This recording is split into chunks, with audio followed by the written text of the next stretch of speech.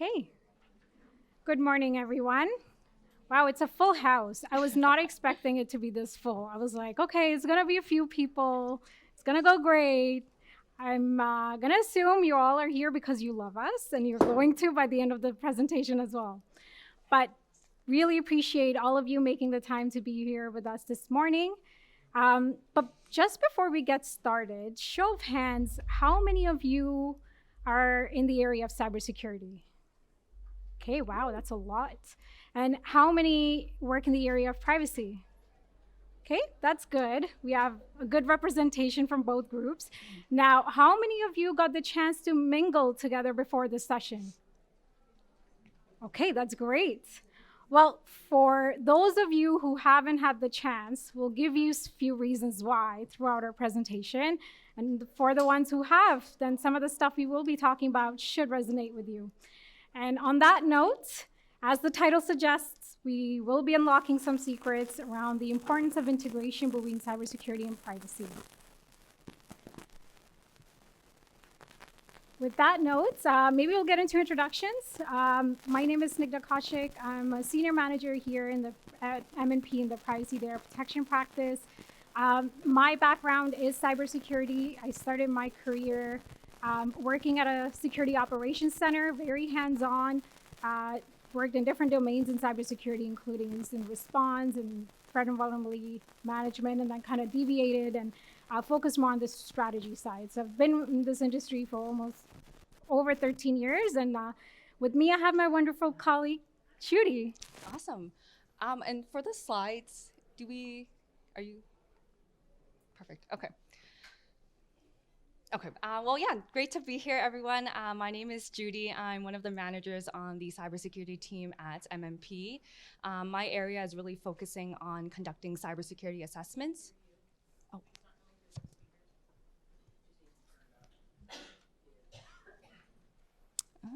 Can you hear me now? Hello? Can you hear me? Okay, perfect. Perfect. Okay, there, got it. Perfect. Yeah, so as I was saying, my name is Judy. I'm one of the managers on the MMP digital cybersecurity team. I lead a lot of cybersecurity assessments for industries all across Canada. I'm also a qualified PCI payment channel assessor.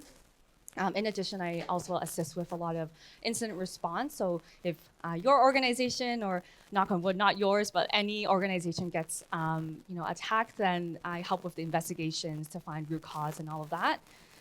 In addition, I also sit on the board for the Vancouver Women in Technology team, as well as the ISACA board. So really planning a lot of cybersecurity events in the Vancouver region.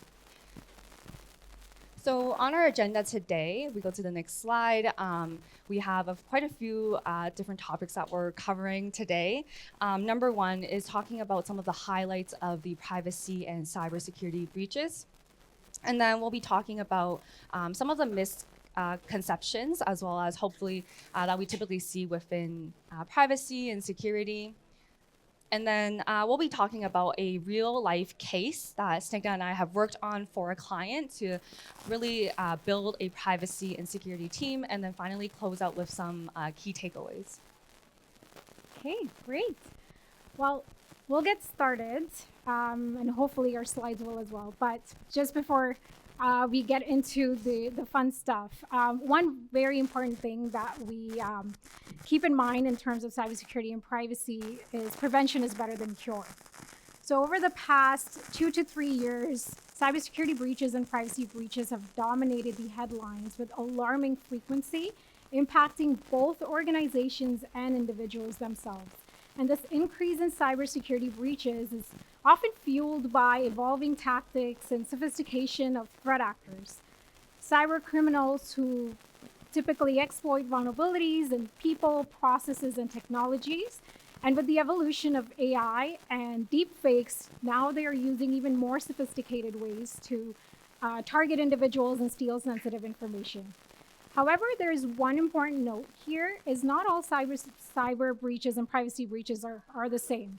So in case of cyber breach, someone, a threat actor getting access to information that has PII or PHI can have privacy implications. And in case of an insider who might have access to a lot of information, potentially causes a data leak, would constitute as a privacy breach. So privacy breach is really unauthorized access, use, and disclosure of sensitive information, or where the nature of the information can involve sensitive data such as social security numbers, passport numbers, medical records, and so on. And conversely, a hacker who's trying to gain access to a system with financial information would be a security breach, but with privacy implications. So it's very important for organizations to understand the distinction between the two, to be able to implement the right level of security measures and privacy controls in alignment with the legal and regulatory requirements and industry good practices. So now, when we're talking about, yay, the slides are showing up. Now that we're giving you a bit of a background around cyber breaches, let's talk a little bit about threat actors and their motivations. So it's important to understand the threat actors and the different types of motivations they have. And so there's different types of threat actors with different motivations, sophistications, and abilities through which they, compromise. And they might be after different types of information. So PII and PHI is one of the most sought after and lucrative targets for these threat actors because it can be monetized in different ways through ransomware, identity theft, and even medical and insurance fraud. So for organizations, it's really important to understand this concept to be able to implement the right level of control. And these threat actors range from motivation, sophistication, and even abilities, all the way from someone, sending an email that might have sensitive information externally to the wrong email address, to somebody who might spend 20 to 48 hours trying to learn about their targets, but they might choose to move on, to someone more sophisticated who might spend months and even years trying to cause a breach. And one very important thing is the more rich the data set, the more valuable it is. As of 2024, some of these records on the dark web are sold for between $100 to $500. So if you're compromising a database with thousands of records, you're rich real quick. So what motivates a threat actor? Can you hear me or no? Oh, hello. Hello, can you hear me better? Okay, awesome. So many technical difficulties, but all good. So what motivates a threat actor, right? I think we touch upon a lot of it. Obviously, number one is the financial gain. So selling of data, right? Being able to steal your data, resell your data. If you've ever been on the dark web, which I have been, and it's really interesting to see the types of data that is on there, being able to make a profit on your information, customers' information is number one, right? There's also other aspects such as political or social ideology. So trying to promote kind of that mission behind conducting a cyber attack. Those we often see as well. I think what's really important to remember in any cyber attack is that there's always a human element to it, right? Whether Snigdha mentioned earlier of someone working like by themselves in a basement that we see, or it's like an organized cyber crime, understanding that there's someone behind these attacks is important because then you can take that and apply it to your organization. If you have your organization promotes an ideology, what are the most critical information? So understanding your landscape and as well as taking that into account will allow you to implement more security defenses to really enable a better kind of safeguards that you'll implement. And then moving to the next slide of how cyber and privacy impacts your organization. I think we work in this room, there's so many of us who are in the field of security and privacy. You know that this is a very important topic. Number one, as I mentioned earlier, the financial risk of it. Even to recover from a cyber attack, some of the organizations that I've worked with who've suffered a cyber attack, it takes some years or months to really recover and be able to operate as a business again. But even looking at like the regulatory compliance requirements like OSFI, PCI, and we often get asked by our clients whether or not do they actually fine your organization if there is a cyber attack? And yes, we do see fines that get imposed on organizations if they do suffer a cyber attack. And in addition, the cyber audits that they have to go through because they were suffered a cyber attack is incredibly difficult. Like the amount of regulations that they'll actually impose on the organization is tremendous from what we see. So I know, we often do a lot of audits or assessments, but these are actually real threats and risks that we need to take into account. Secondly is the intangible risk, of course, right? The customer trust, your brand reputation. We hear about this all the time, but the impacts to that could be detrimental for you to even operate or sell whatever your business is trying to provide as a value. So ultimately, it's very scary and the risks are very big. So, and this is what we're going to be focusing on today, on really how to build a better privacy and security program. Now, we want to talk a bit about some of the myths that we commonly see in the space when we talk to clients. And of course, all of you here work in the field, so you may not believe this to be true, but we still hear a lot of these myths today when we talk to our clients. So there's quite a few on the slide. I'll just focus on 3 on this slide and then move on to talk about the biggest myth that we want to debunk today, hopefully. Number 1 is that attackers only target large organizations.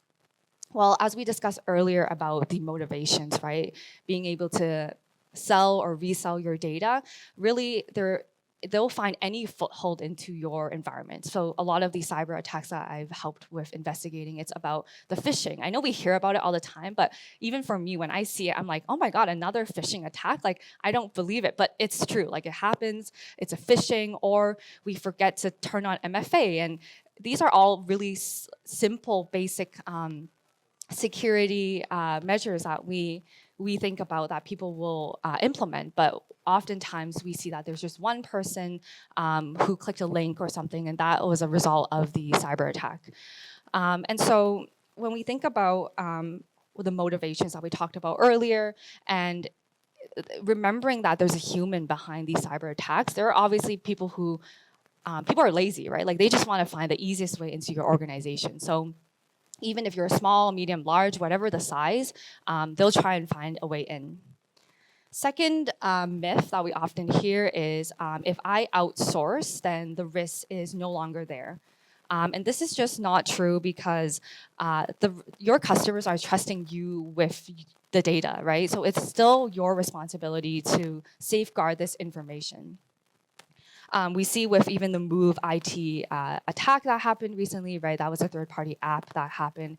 And even with a lot of the new regulations like OSFI, there's a third-party assessment, NIST, all these new components of it is about managing third-party risk. We also see a lot, we hear a lot about cyber insurance. So, if I have insurance, it's fine. Like, they'll deploy the investigators, people to help me cover from a data attack. Now more and more we see that this is not true. Cyber insurance they actually will take you often to litigation to really fight you in terms of not protecting and paying you, because it's a lot of money, right? If you hear about the ransom amounts that are being paid out. And then the last myth that we hear is about the checkbox. If I check something off in my compliance, then the risk is no longer there. Well, this is also not true because unfortunately, compliance is no longer enough. It's about managing the risk, building your cybersecurity risk program into an enterprise risk management, making sure that your business is aware of the risks. Now, the biggest myth that we want to talk about today is that security and privacy are two separate, distinct functions. So we see, Snigdha and I see this a lot with the organizations that we conduct assessments for, is that security will typically sit in the IT team. They will be the ones deploying the systems or deploying the security of the systems and really be the technology enablers. And then in case of privacy, it's typically privacy or the team that's mandated with implementing privacy will come along with their own set of responsibilities for their role, which could be, majority of it is interpreting the laws, understanding how it applies, and how organizations can comply with it through their processes and practices. So we've spoken a little bit about the two distinct practices and how they are separate and siloed. But let's talk a little bit about how two halves make a whole. So, how does it all come together? Great question. It's all about the data. So for instance, privacy is all about the right of individuals to their PII, PHI, to their data, and the obligations that organizations have to protect this data. And in protecting this data, if the organization is using this information for secondary purposes, they have to ensure that they have processes in place that are ethical and transparent to this individual.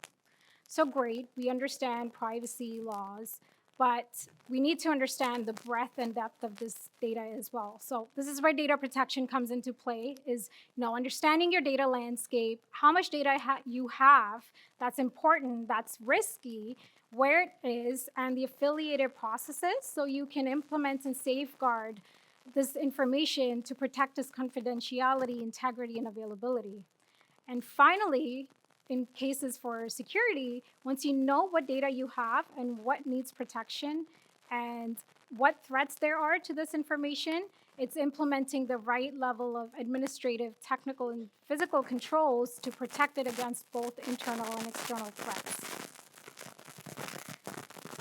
So while there are different frameworks and different standards that organizations can use to assess their compliance of their security practices and privacy practices, and these can be implemented separately as well, the biggest benefit is when you integrate the two for an enterprise view and better enterprise risk management.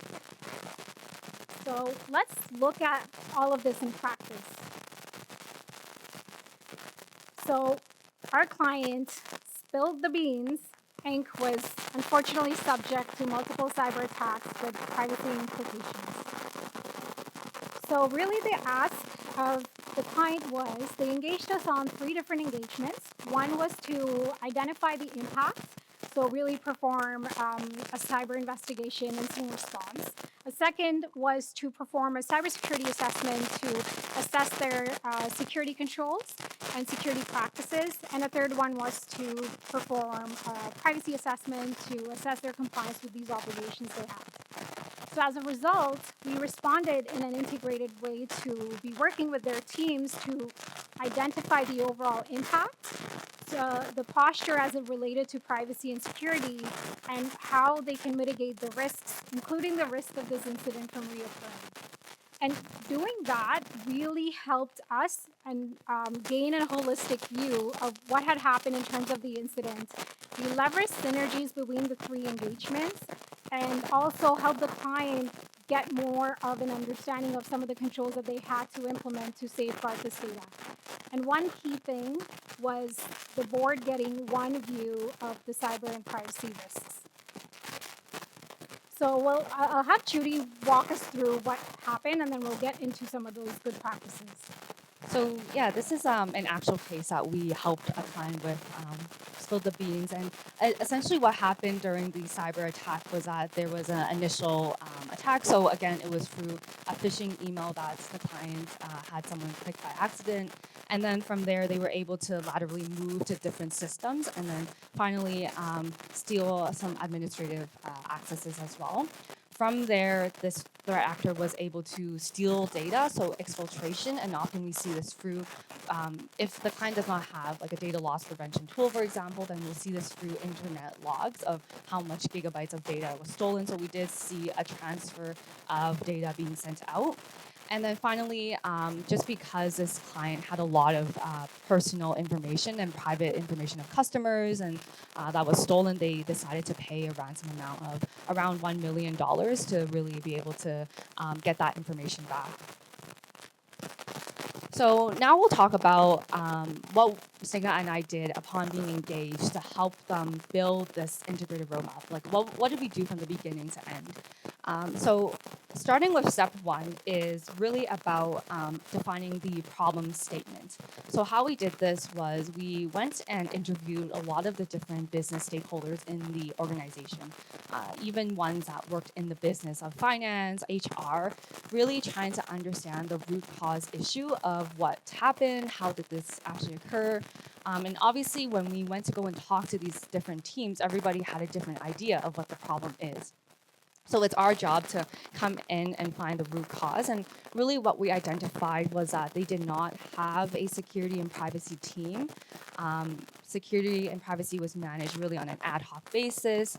The program was not instilled. The culture was also, nobody really knew much about security, even though they did have some level of training.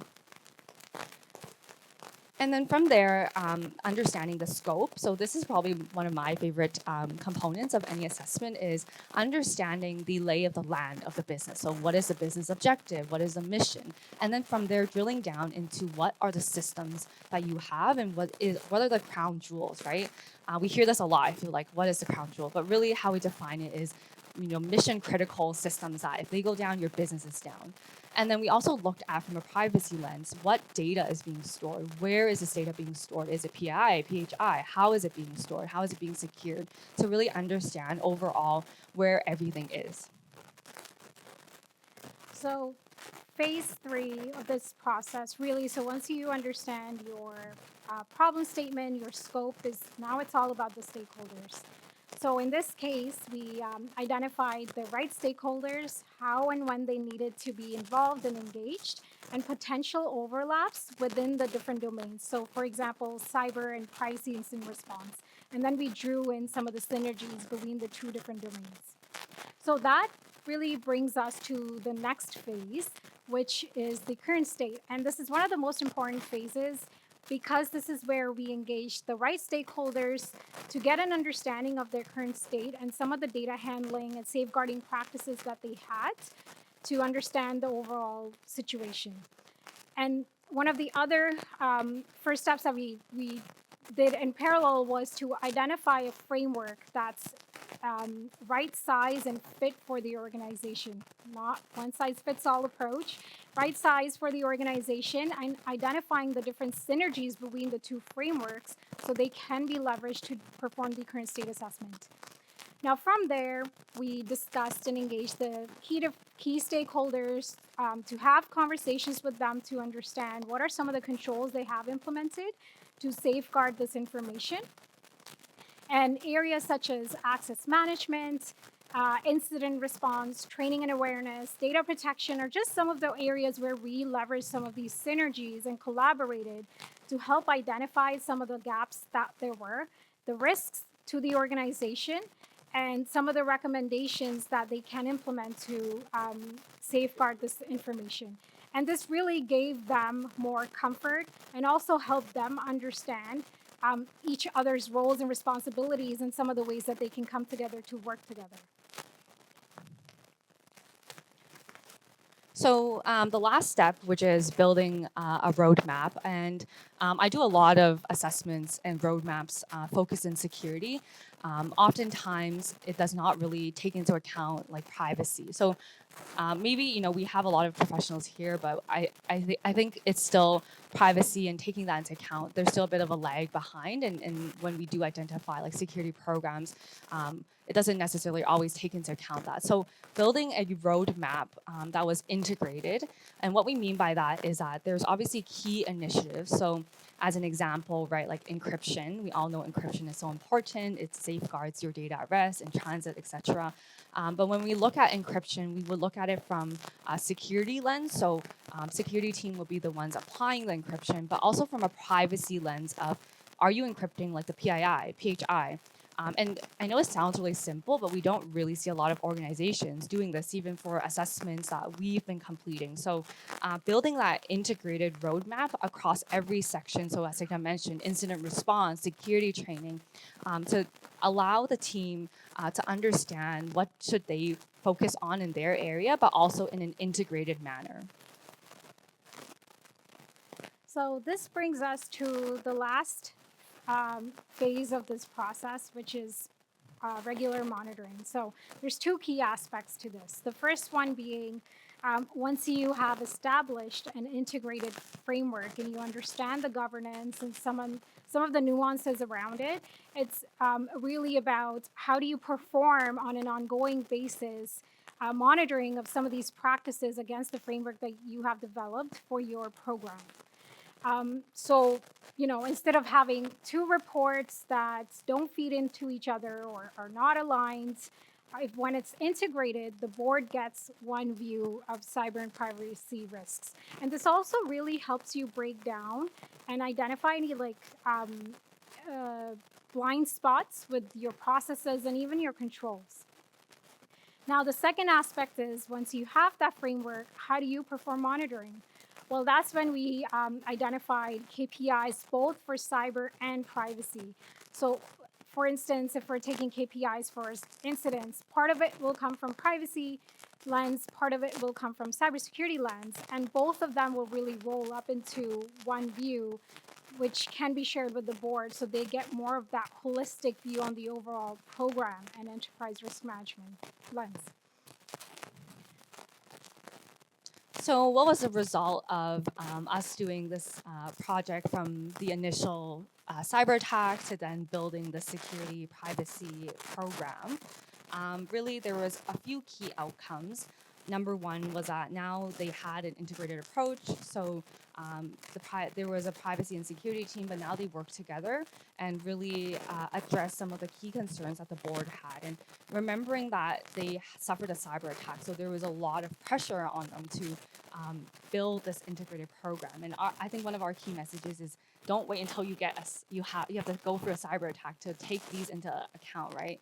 And then the second thing is, as Snigdha mentioned earlier, are the KPIs and KRIs that we were able to develop as part of this. So really understanding what is it that we want to evaluate as an outcome of all of the gaps that we identified, and then reporting that upwards to the board and executive in a really understandable manner. And then the other key area is just building more awareness in the cyber and privacy across the organization, enabling them to have an integrated approach, but also working with the business, so enterprise risk management, and actually building security into an actual program in the organization rather than it being an afterthought.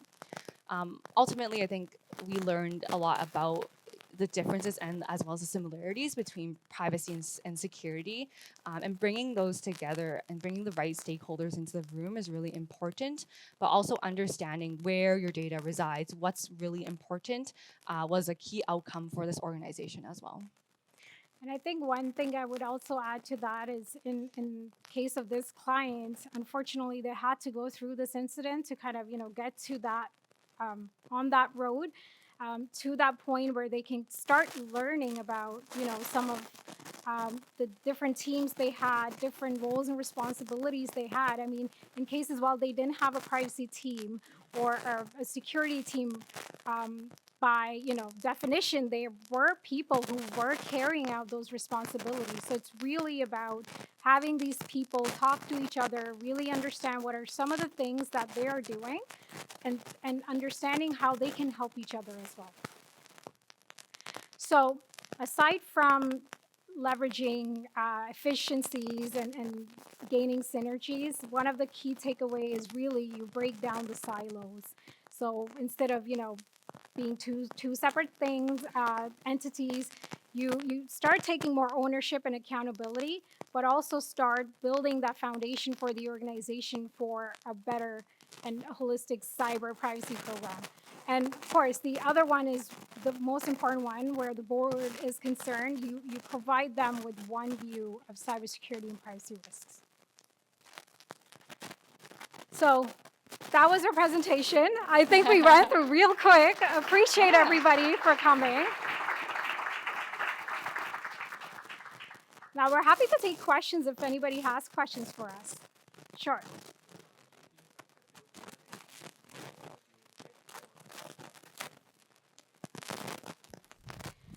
So when we're looking, so for example,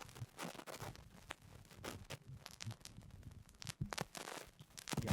So from the KPI perspective, what are the key indicators or the behaviors that you look for specifically from the privacy related questions? so I think, and maybe I can answer this in a way, and I'll have Judy also jump in. But again, it's all about the collaboration and the integration.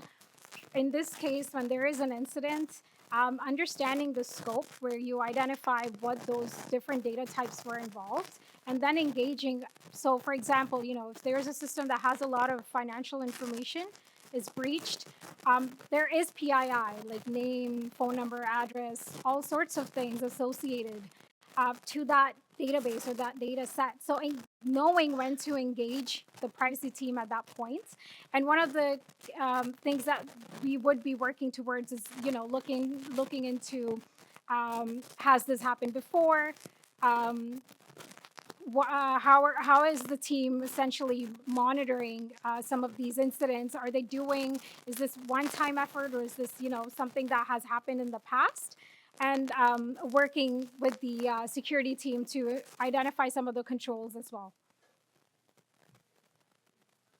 Does that answer your question? Okay. Thank you very much. Can everyone hear me? Yeah. Yes. Awesome. Yeah, thank you very much for the presentation. It was very enlightening.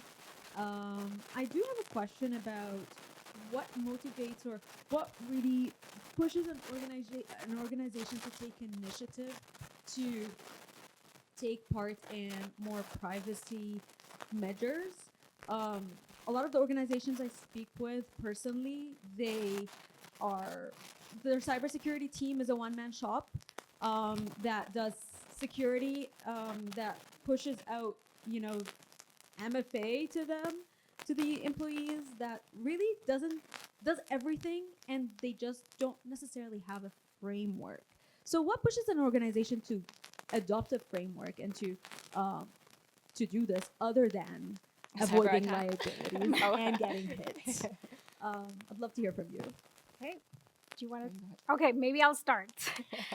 One of the key things that we also tell organizations, and we actually have the opportunity to work with all sizes of businesses, small, medium, and large. So, of course, there's a variety of different things that we see. One of the key things is understanding your risk. I think a lot of the times people wait for an incident to happen, someone to complain about something, and that's when they start thinking about what they can do next.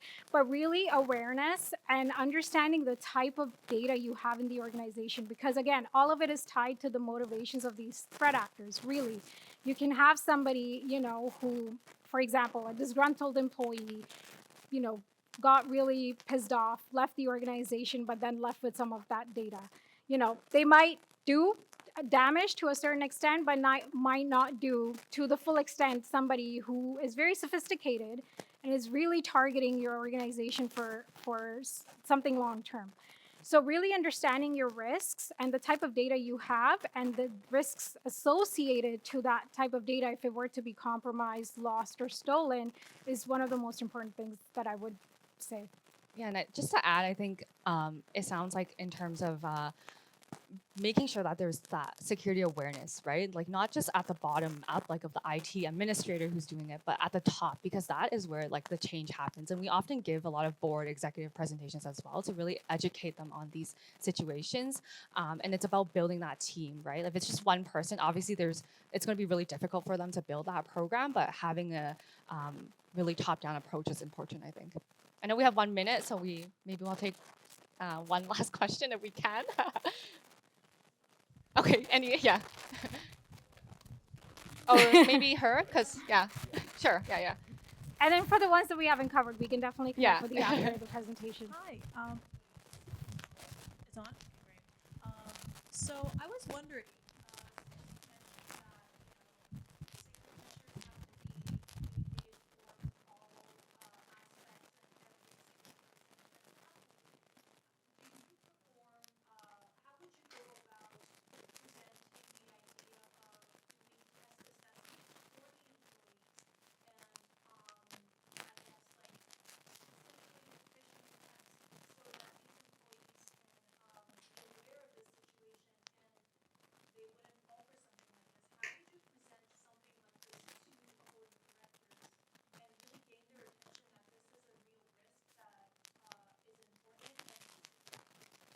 Yeah, I think it's really about breaking it down into the business value and impact, right? Like when you look at potential like cost of a cyber attack, really communicating to them as we discuss like the motivations, what are the final costs from a cyber attack, and letting them know and informing them that security training is like number one. We find that like now organizations are doing a lot of that, using different tools like Know Before, right? That's a really big tool to do phishing tests.